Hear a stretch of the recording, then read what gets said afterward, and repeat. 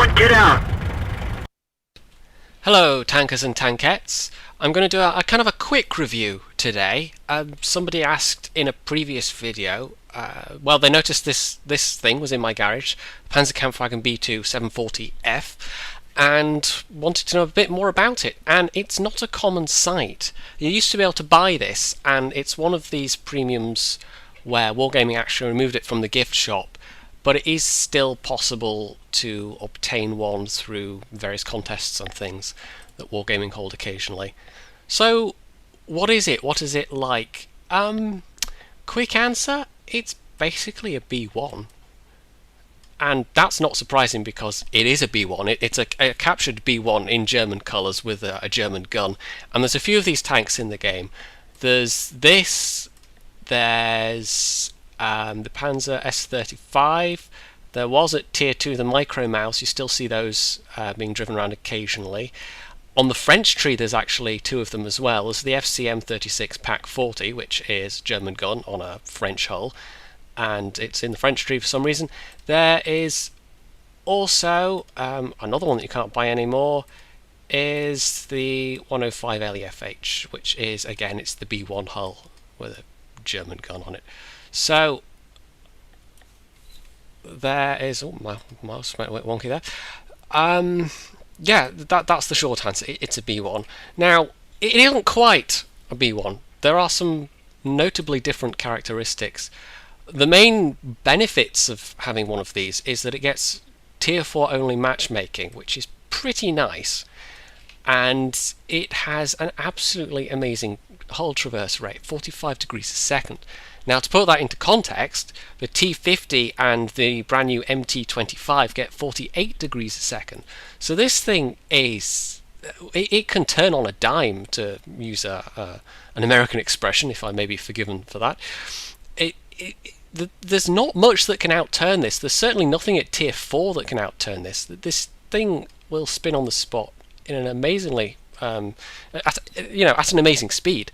And the speed limit, 30 kilometers per hour, is okay, but you combine that with the traverse and it actually feels quite mobile.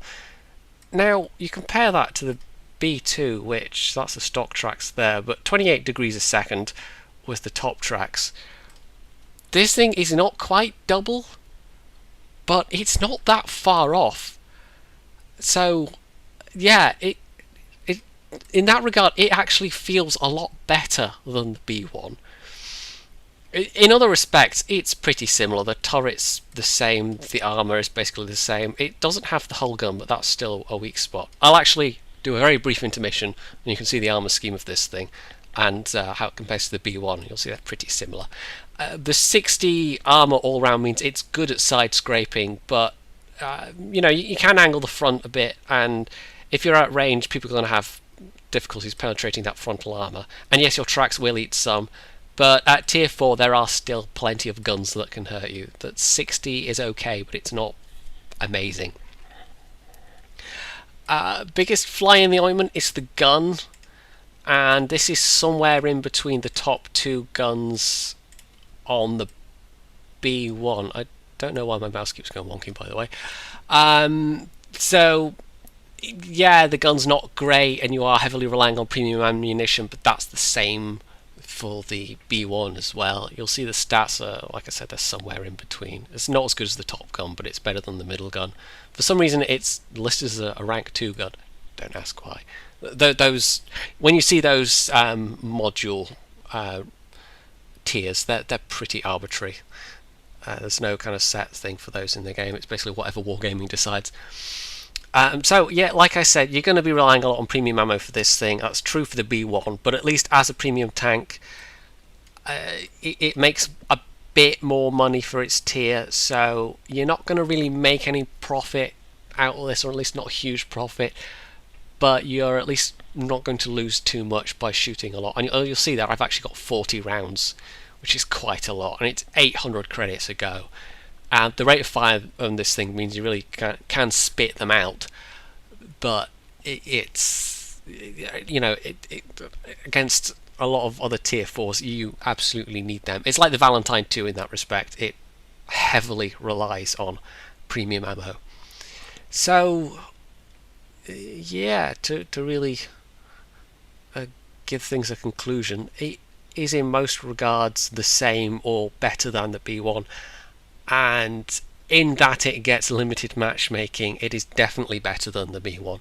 So if you liked the B1 but hated the fact that it got into tier 6 games, this is quite nice, and that's basically the reason I got it. It's, you know, it's not a crew trainer by any means. You actually get 2 radio men, a driver and a commander, so you can't even try and train a gunner on it, for crying out loud. If your commander goes out, you've lost your gunner and your loader as well as your commander. And given that you're at tier 4 and you are going to be seeing artillery, you are generally quite a juicy target, so expect to be fired at quite often. But that said, I still enjoy playing this thing. My win rate in it is pretty decent. So yeah, we'll do a quick intermission and you'll be able to see the armour scheme, and then we'll get on with some gameplay.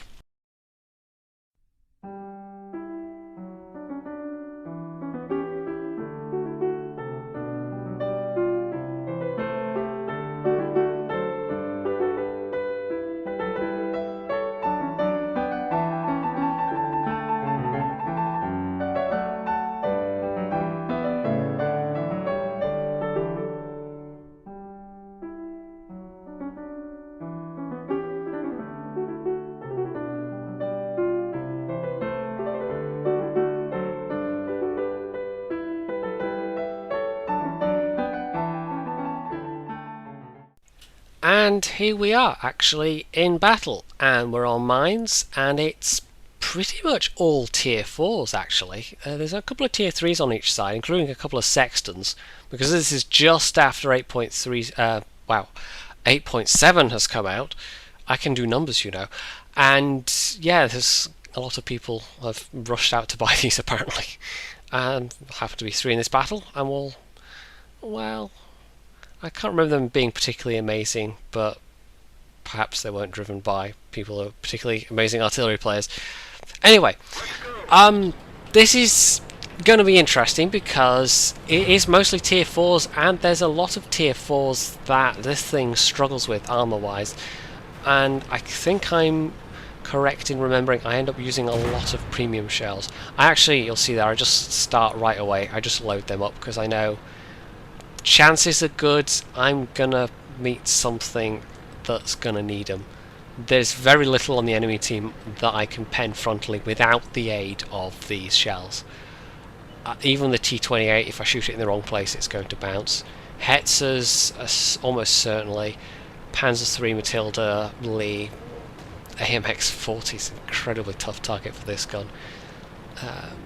Yeah, I was initially going to go around the eastern flank of the hill, and then decided to actually go and try and hold the slope, try and at least prevent them coming up, even if I couldn't get up myself. And bear in mind there are 3 enemy artillery.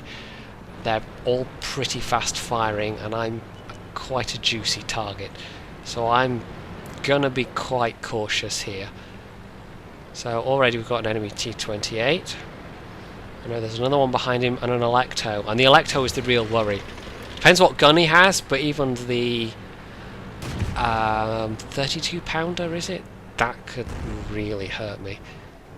That's, you know, the armor on this thing, like I've been saying, is it's okay at an angle, but there are plenty of guns at tier 4 that can hurt you. I mean the T-28 and the Lee especially. I don't think either of these guys have got particularly dangerous guns, but yeah. Fortunately, one of their T-40's down already, because that's another one with a gun that could have hurt me. I actually decide here I'm going to try and make it up the hill, just do some complete on-the-move shots, and our Sexton actually nails that Electo, which is very good news for me. Unfortunately, there's a Matilda there, so yes, we lost the Electo, but there's a Matilda. Okay, so back to the APCR. I'm going to try putting some, and it bounces off the side of his turret, and I'm not going around there.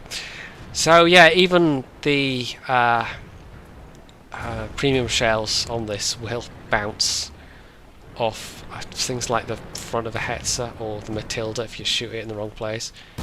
Now I'm trying to go for the flattish bit of armour in the front there, and you see the accuracy of this is okay, but 0.39 is, you know, for a penetration this week, 0.39 is not that great, especially when you have to aim for weak spots. And he gets away with 40 health, and I've dinged a whole bunch of shells off him. But our Matilda's now up the hill, just about. And we're 7-5, you know, it's just about equal. And you can see from this, I mean, the rate of fire is, you can just absolutely spit the shells out at your enemy.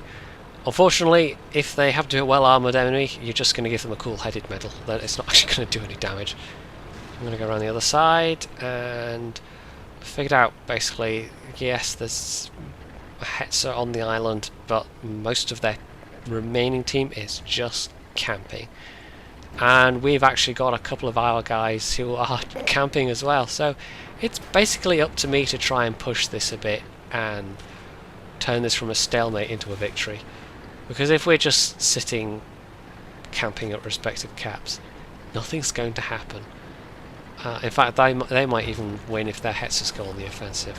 We do have the advantage in numbers so far, but if you see how timid some of the team is being, yeah. So that actually is something this tank can be good for. It's depending on the enemies that you're facing, you can actually push a flank fairly well. You can lead a charge and hopefully draw some friendly tanks in behind you that have better firepower than you do, because you sure as hell don't have it. Don't watch the whole house with one go. So I'm being really cautious because yeah, even with the heat shells hobbled after 8.6, the penetration on a derp Hetzer with a heat shell is still more than enough to go through this thing frontally, and especially the sides, because they are very flat armour. So AMX Force, he's taking a couple of pot shots at me. Fortunately for me, he doesn't have the 75mm. His gun is as rubbish as mine, so I'm going to bounce him off my armour all day long. And I know roughly where to shoot this guy, but actually hitting him where I want to hit him is going to be tricky with his accuracy. I'm doing some damage though. Let's see if I can get the kill shot. Nope. Nope. And someone else gets it. The accuracy is not great. 0.39 sounds okay, but on this gun, not really. So, there's a Lee on the hill, there's a Hetzer over there somewhere.